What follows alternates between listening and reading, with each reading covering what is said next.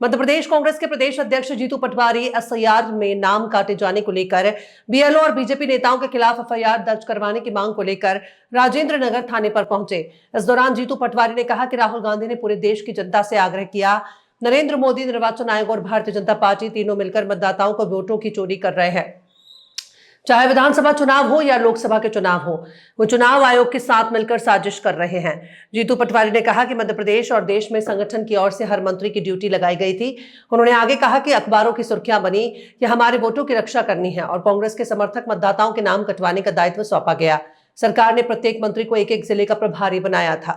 ऐसा है, भारत में आदरणीय राहुल गांधी जी ने पूरे देश में देश की जनता से बार बार आग्रह किया कि नरेंद्र मोदी, निर्वाचन आयोग, भारतीय जनता पार्टी तीनों मिलकर देश के नागरिकों के वोटों की चोरी हो रही है। जो चुनाव हो रहे हैं वो चाहे लोकसभा के हो चाहे विधानसभा के, वोट चोरी से भारतीय जनता पार्टी चुनाव आयोग के साथ मिलकर क्राइम कर रही है।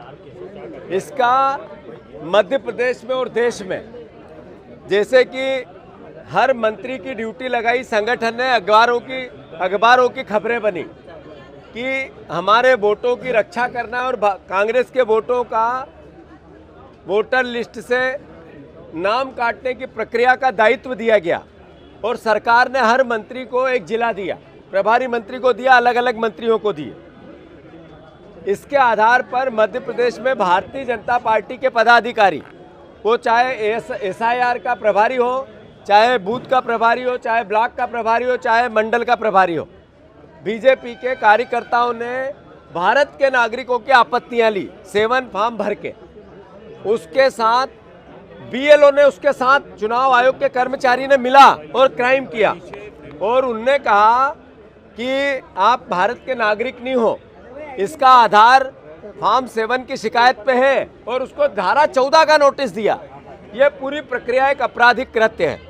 मैं पूरे मध्य प्रदेश में हर थाने पे कांग्रेस के कार्यकर्ता आने वाले 4 दिन में, हर थाने पे कांग्रेस के कार्यकर्ता हर मध्य प्रदेश भर में 4 दिन में जाएंगे। इंदौर में सारे थानों पे कल जाएंगे। मोटिव है कि जो गलत जानकारी के साथ देश के नागरिकों के वोट कटाने की प्रक्रिया बीजेपी के कार्यकर्ताओं ने की, यह अपराध है, उसकी एफआईआर होनी चाहिए। और वो बीएलओ जो इससे मिल गया, उसने भी अपराध किया, वो भी अपराधी है। मैंने पहले बार बार चिल्ला के कहा था कि आप अपराध मत करना, आपके खिलाफ भी करूंगा। तो जो चतुर्थ श्रेणी कर्मचारी इस अपराध में संलिग्न है, उसके खिलाफ भी किया गया है। तो दोनों के खिलाफ हम एफआईआर लिखाने आए थे।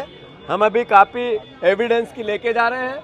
मेरा मानना है कि फिर से मैं जितने बीएलओ हैं मध्य प्रदेश के, एक भी बीएलओ को नहीं छोड़ा जाएगा। अगर उसने भारत के नागरिकों के साथ अपराध किया तो नाम काटने का सही या गलत नाम जोड़ने का, ये बीजेपी चली जाएगी, कांग्रेस आएगी।